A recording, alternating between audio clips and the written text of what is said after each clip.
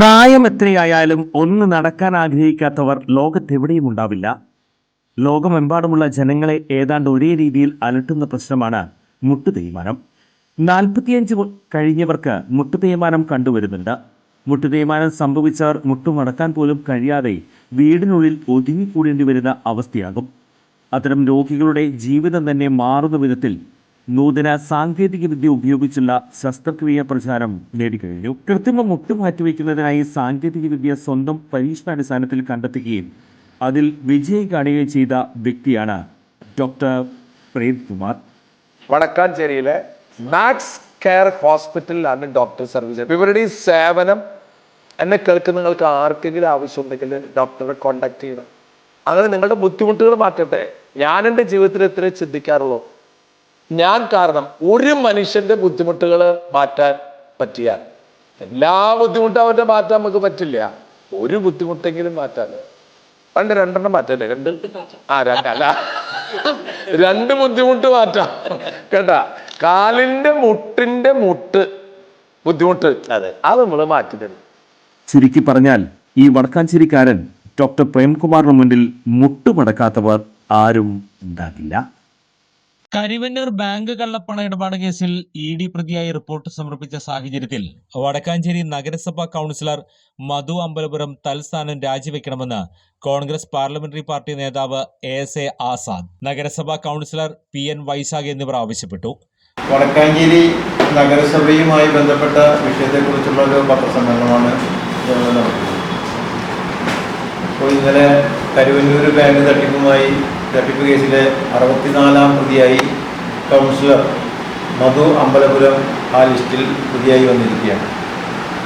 ആ പ്രതിയെ ഉടനടി നീക്കം ചെയ്യണമെന്ന് ആവശ്യപ്പെട്ടുകൊണ്ടും മുൻ കൗൺസിലറായിരുന്ന ശ്രീ അരവിന്ദാക്ഷൻ എന്ന് പറയുന്ന 14 മാസക്കാലം ജയിലിൽ പ്രതിയായി കിടക്കുകയും ആ ജയിലിൽ നിന്ന് ജാമ്യം കിട്ടിയതിൻ്റെ അടിസ്ഥാനത്തിൽ ഇവിടെ വരികയും ചെയ്ത 2 കൗൺസിലർമാർ.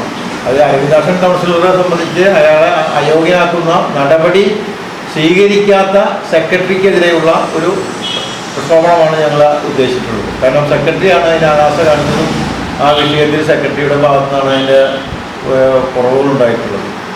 കാരണം ഉത്തരവാദിത്തപ്പെട്ട ഉദ്യോഗസ്ഥൻ്റെ നിയമങ്ങൾ പാലിക്കപ്പെടേണ്ട ഉദ്യോഗസ്ഥൻ ആ നിയമങ്ങൾ പാലിക്കാതെ ചട്ടങ്ങൾ പാലിക്കാതെ ചട്ടലംഘനം നടത്തിക്കൊണ്ട് അറിയിപ്പ് കൊടുക്കാതെ ബന്ധപ്പെട്ട അധികാരികളെ ഇങ്ങനെ ഒരു സംഭവം ഉണ്ടായിട്ടുണ്ടെന്ന് ജയിലിൽ പോലും നോട്ടീസ് നൽകാൻ തയ്യാറാവാത്ത അരവിന്ദാക്ഷൻ എന്ന് പറയുന്ന കൗൺസിലർ ജയിലിൽ കിടക്കുമ്പോൾ നോട്ടീസ് പോലും നൽകാതെ, കാരണം കാണിക്കൽ നോട്ടീസ് പോലും നൽകാതെ അദ്ദേഹത്തെ അയോഗ്യതയിൽ നിന്ന് രക്ഷപ്പെടുത്താൻ വേണ്ടിയുള്ള ഒരു ശ്രമം നടത്തി ഒരു വിഷയം കൂടിയാണ് ഇതിന്റെ പിന്നിലുള്ളത്. വടക്കാഞ്ചേരി നഗരസഭയിലെ ഓഡിറ്റ് റിപ്പോർട്ടിലെ വലിയ അഴിമതി നടത്തിയതായുള്ള LSGD മുനിസിപ്പൽ ഡയറക്ടറുടെ റിപ്പോർട്ടിന്റെ അടിസ്ഥാനത്തിൽ നഗരസഭയിലേക്ക് പ്രതിഷേധ സമരങ്ങൾ സംഘടിപ്പിക്കാൻ കോൺഗ്രസ് പാർട്ടി തീരുമാനിച്ചു.